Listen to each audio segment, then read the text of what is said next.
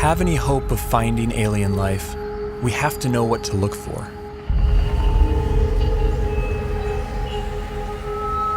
But where do we begin? How do we narrow down a seemingly infinite set of possibilities?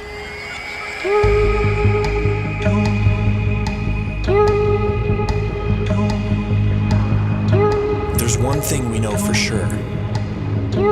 Nature will have to play by her own rules. No matter how strange alien life might be, it's going to be limited by the same physical and chemical laws that we are.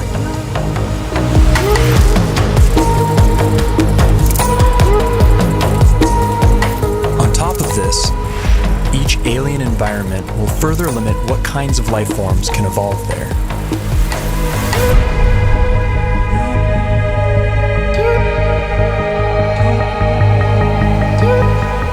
Despite these natural boundaries, the possibilities are staggering to imagine. Trillions of planets, each a unique cauldron of chemicals undergoing their own complex evolution.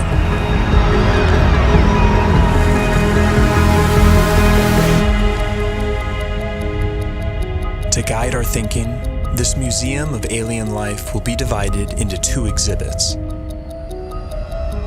Life as we know it, home to beings with biochemistries like ours, and life as we don't know it, home to beings that challenge our concept of life itself.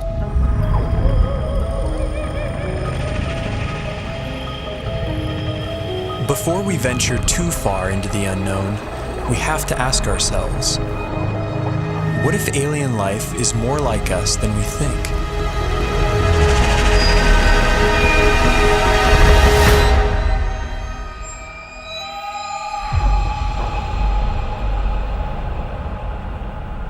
If there's one feature that unites us with the other specimens in this museum, it's carbon. Carbon is ubiquitous. It's one of the most common elements in the universe, and it's very good at forming large, stable molecules.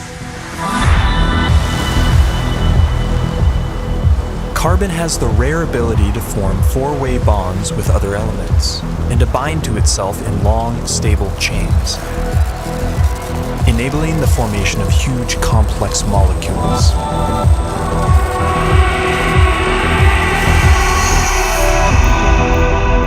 This versatility makes carbon the centerpiece in the molecular machinery of life. And the same carbon compounds that we use have been found far from Earth, clinging to meteorites and floating in far-off clouds of cosmic dust. The building blocks of life, drifting like snow through the universe.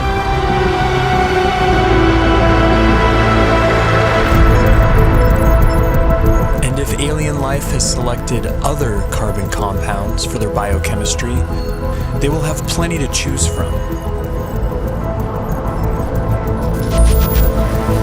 Scientists recently identified over 1 million possible alternatives to DNA, all carbon-based.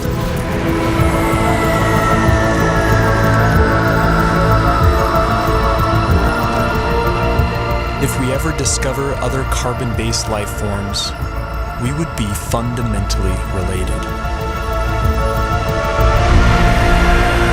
They would be our cosmic brethren.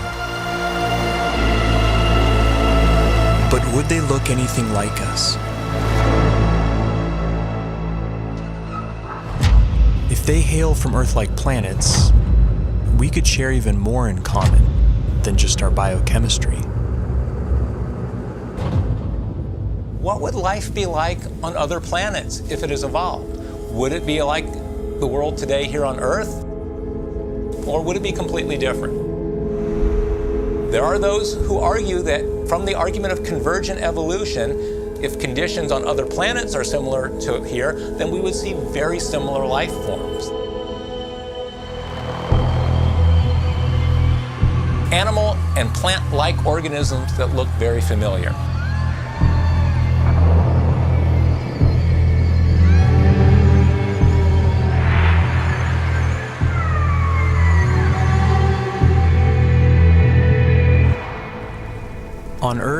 certain features like eyesight, echolocation, and flight have evolved multiple times independently in different species. This process of convergent evolution could extend to alien planets like Earth, where creatures face similar environmental pressures. It's no guarantee, but there could be certain universalities of life. The greatest hits of evolution on repeat across the universe.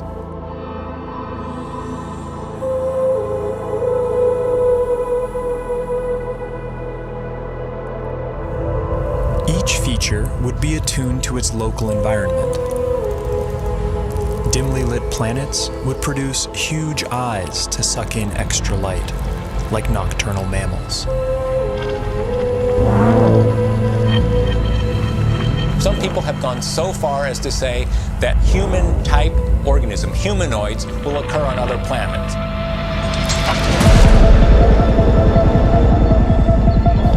The existence of other human-like organisms seems unlikely, given the long, convoluted chain of events that produced us.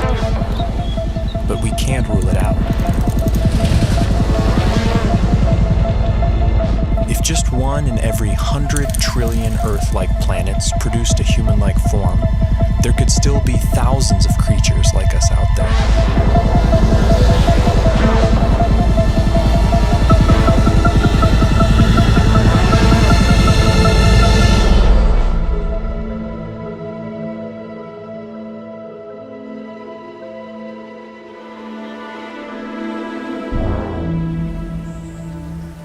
Convergent evolution is also rampant in plant life, and C4 photosynthesis has arisen independently over 40 times. Would alien plants look like ours or something else entirely?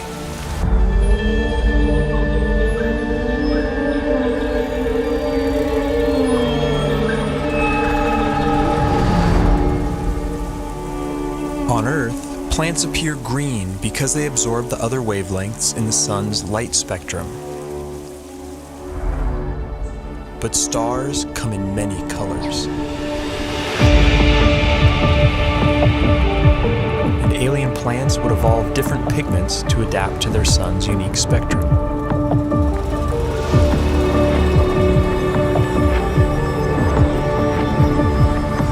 Plants feeding off hotter stars could appear redder by absorbing their energy-rich bluer light.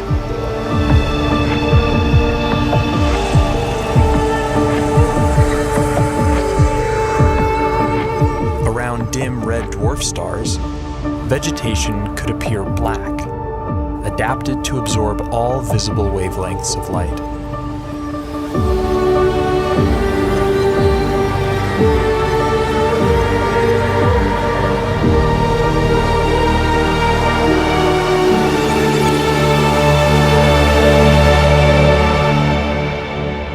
Earth itself may have once appeared purple due to a pigment called retinol that was an early precursor to chlorophyll. Some think that retinol's molecular simplicity could make it a more universal pigment. If so, we may find that purple is life's favorite color.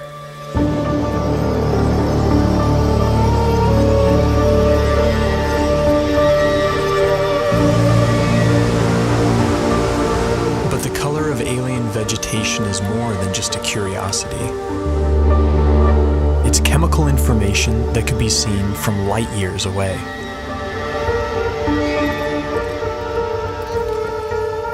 Earth plants leave a signature bump in the light reflected off our planet. Finding a similar signal from another world could point the way to alien vegetation.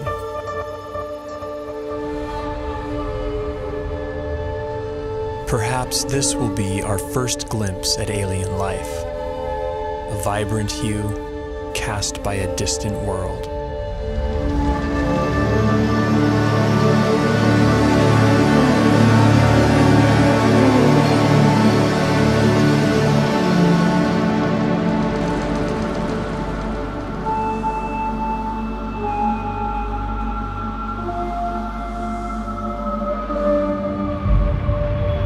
What happens when you change the day length of a planet? What happens when you change the tilt of a planet? What happens when you change the shape of the orbit?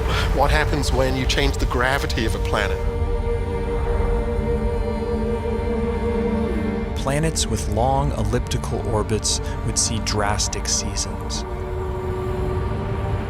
There could be worlds that appear dead for thousands of years, then suddenly spring to life.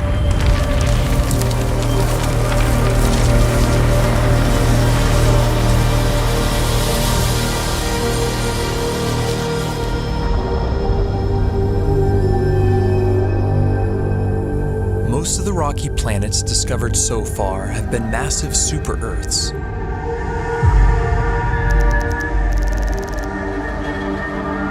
How would life evolve on these worlds? In the seas, gravity may not matter much at all.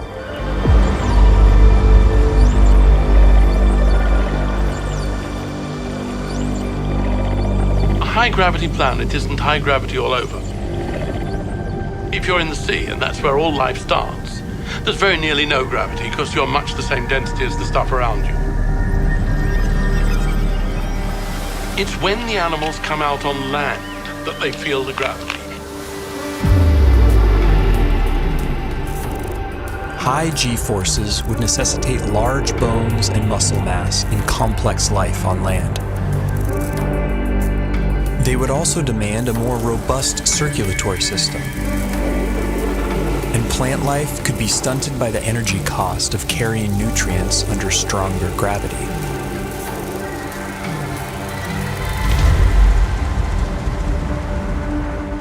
Low-gravity planets would more easily lose their atmospheres to space and lack a magnetic field to protect from cosmic rays.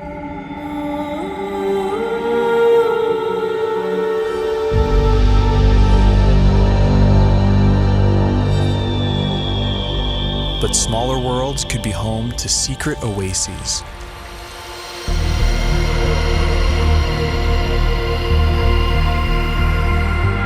Huge cave systems that provide hideouts for life.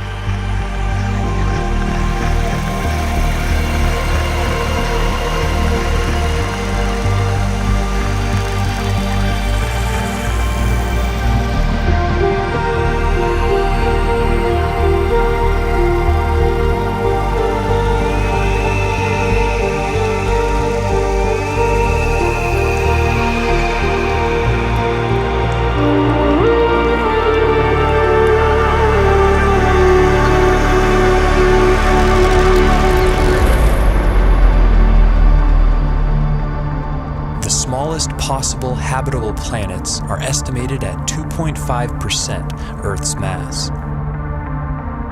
If surface life does evolve on these worlds, it could be a sight to behold.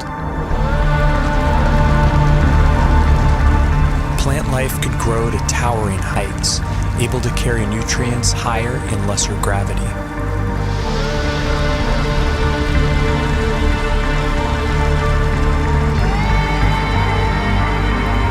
Without the need for bulky skeletons and muscle mass, animals could have body types that boggle the mind.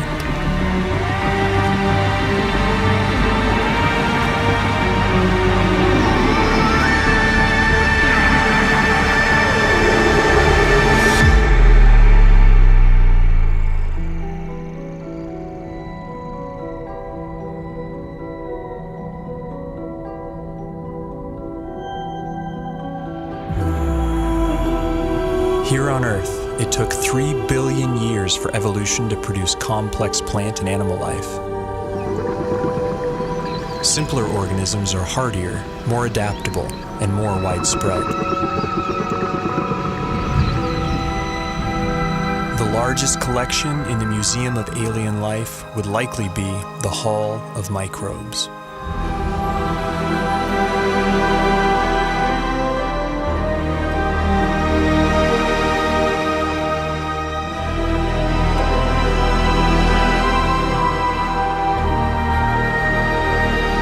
Yet finding even the tiniest alien microbe would be a profound discovery.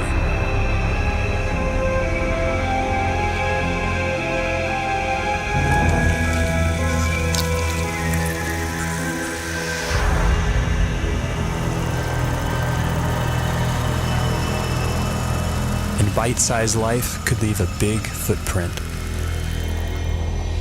Like stromatolites on Earth, layers of microbes could build up into huge rock mounds over time, leaving behind eerie structures. And in big enough numbers, some alien bacteria could leave a distinct biosignature by exhaling gases that wouldn't coexist naturally, like oxygen and methane.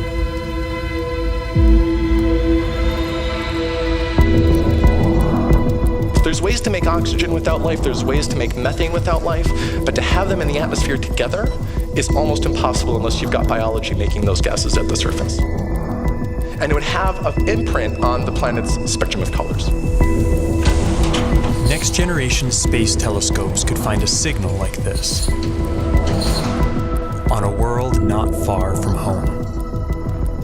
The closest Sun-like star with an Earth-like exoplanet in the habitable zone is probably only 20 light years away and can be seen with the naked eye.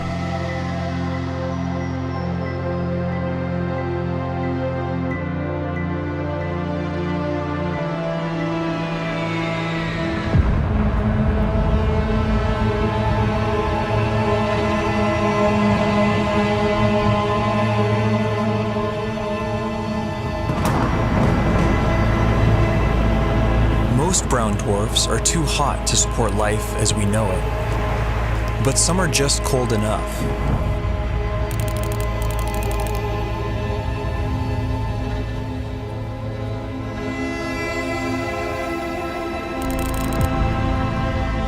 All the prime elements for life have been detected inside their atmospheres. And within these clouds, some layers would provide ideal temperatures and pressures for habitability.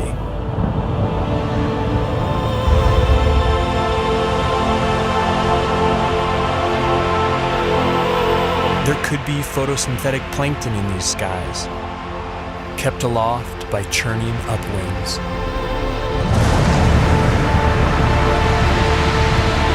And with enough force, these upwinds could even support larger, more complex life. Predators.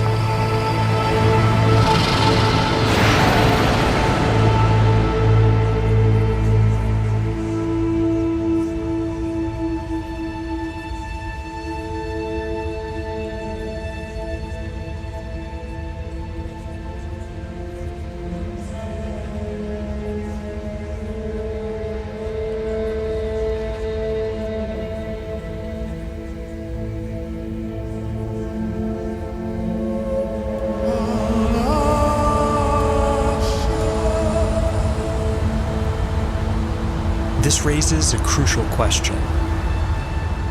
What if we've been looking in all the wrong places? What if nature has other ideas?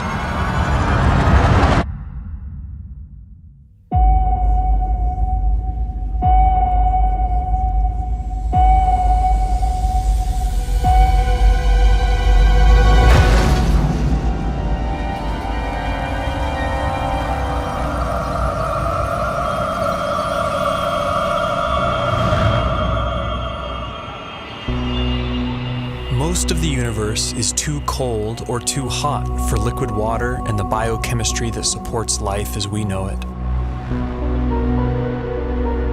But in case our biases are misleading, we have to cast a wide net to search for life outside the habitable zone, in places that seem wildly hostile to us. Exotic environments will demand exotic biochemistries, and while no element can match carbon's versatility, one contender is a frontrunner.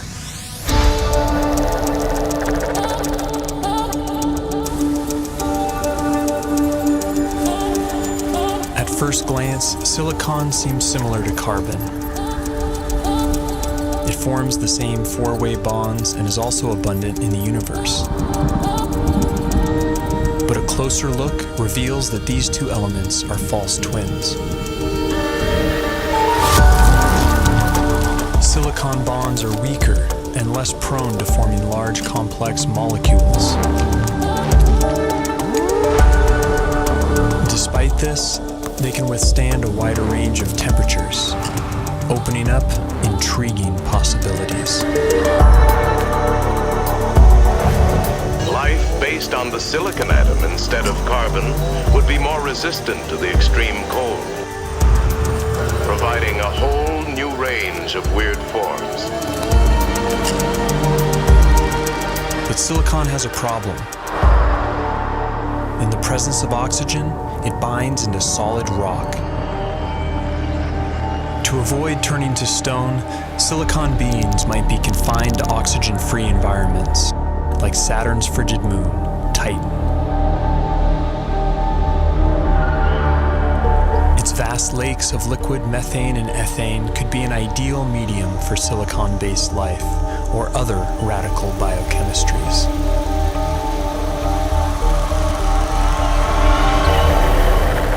Without ample sunlight, beings on worlds like Titan would likely be chemosynthetic, deriving their energy by breaking down rocks.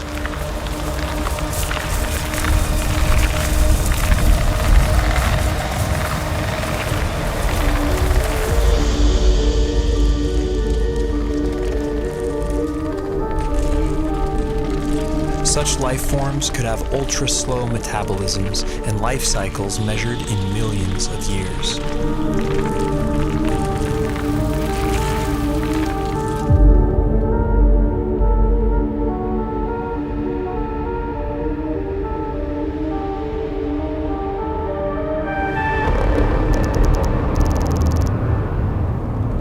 In high temperatures, typically rigid silicon-oxygen bonds become more flexible and reactive, triggering more dynamic chemistry.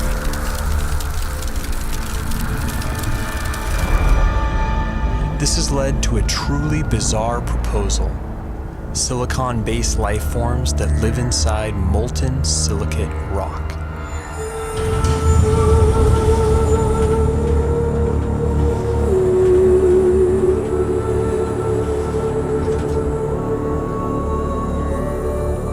In theory, these forms could even exist deep beneath the Earth inside magma chambers as part of a shadow biosphere. If so, then the aliens are right under our noses. Other shadow biospheres have been proposed, forms of life living alongside us that we don't even know are here, including tiny RNA-based life small enough to go undetected by existing instruments.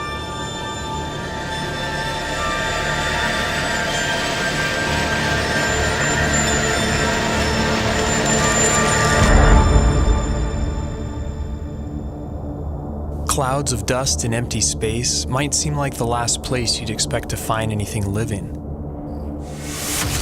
But when cosmic dust makes contact with plasma, a type of ionized gas, something strange happens.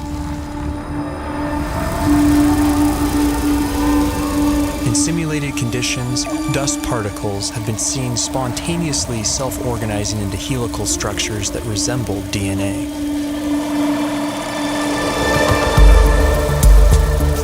These plasma crystals even begin to exhibit lifelike behavior, replicating, evolving into more stable forms, and passing on information.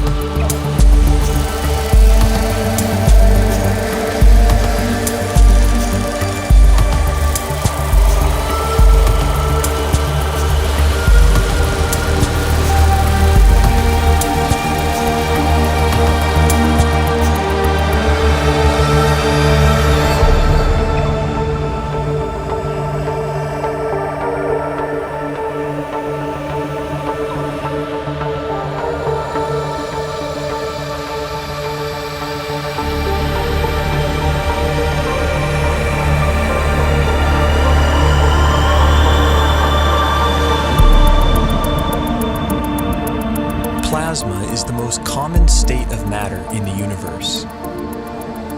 If complex evolving plasma crystals really exist, and if they can be considered life, they could be its most common form.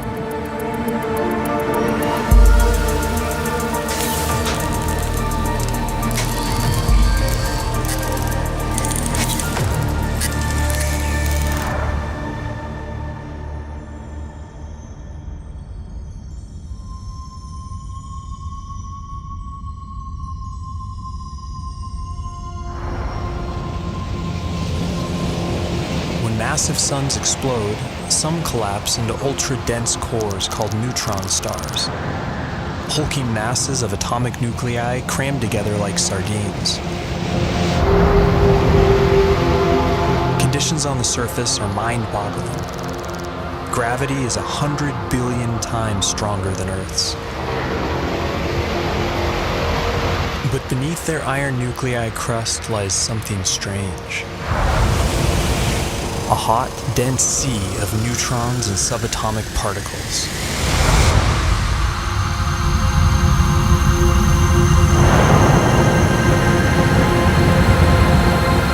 Stripped of their electron shells, these nuclei would obey entirely different laws of chemistry, based not on the electromagnetic force, but the strong nuclear force which binds nuclei together. In theory, these particles could link up to form larger macronuclei, which could then combine into even bigger supernuclei.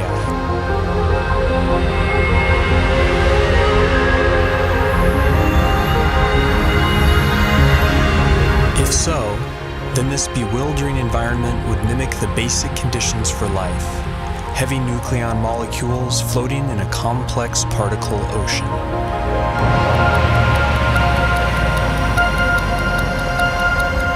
Some scientists have proposed the unimaginable: exotic life forms drifting through the strange particle sea, living, evolving, and dying on incomprehensibly fast timescales.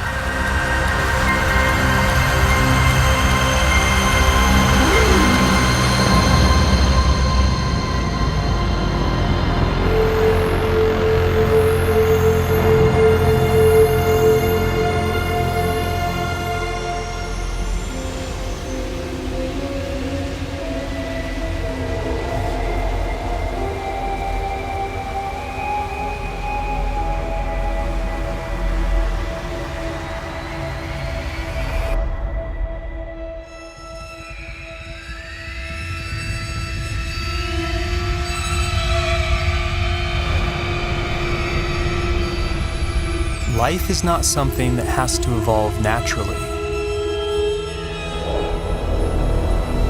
It can be designed.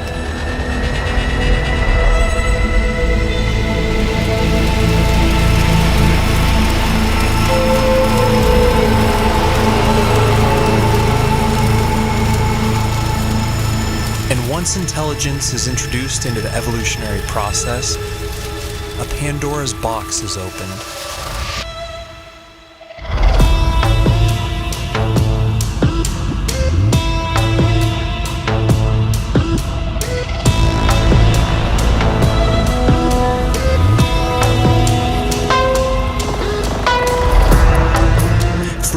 Typical biological limitations, synthetic and machine-based life could be the most successful of all.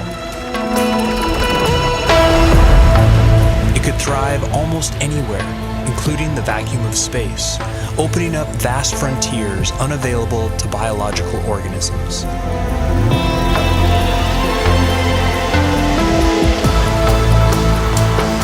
And compared to the glacial pace of natural selection, technological evolution allows exponentially faster growth, adaptability, and resilience.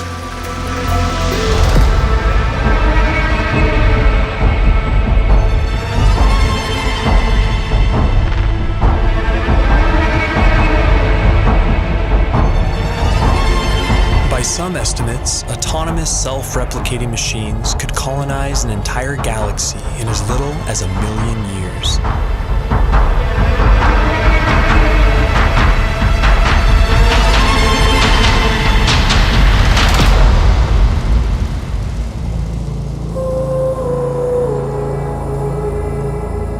Can't predict how hyper-intelligent life would organize itself. But in theory, there could be convergent evolution at play. The electrical properties of silicon might make it a universal basis for machine intelligence, a redemption for its biological shortcomings.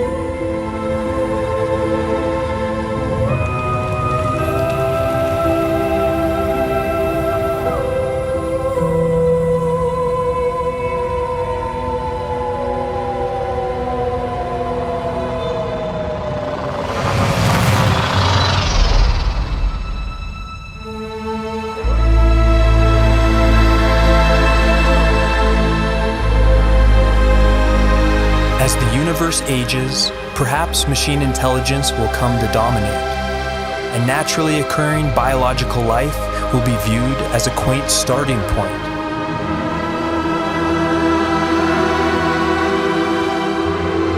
Perhaps we ourselves will lead this transition, and the great human experiment will be merely a first link in a sprawling intergalactic chain of life.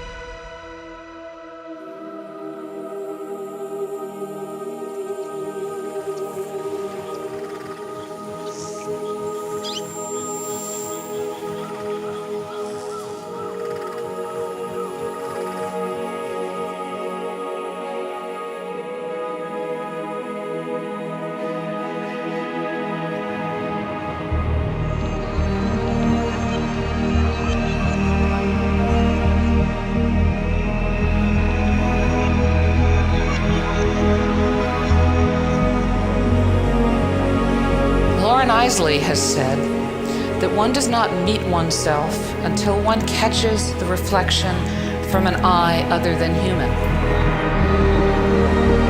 One day that eye may be that of an intelligent alien. And the sooner we eschew our narrow view of evolution, the sooner we can truly explore our ultimate origins and destinations.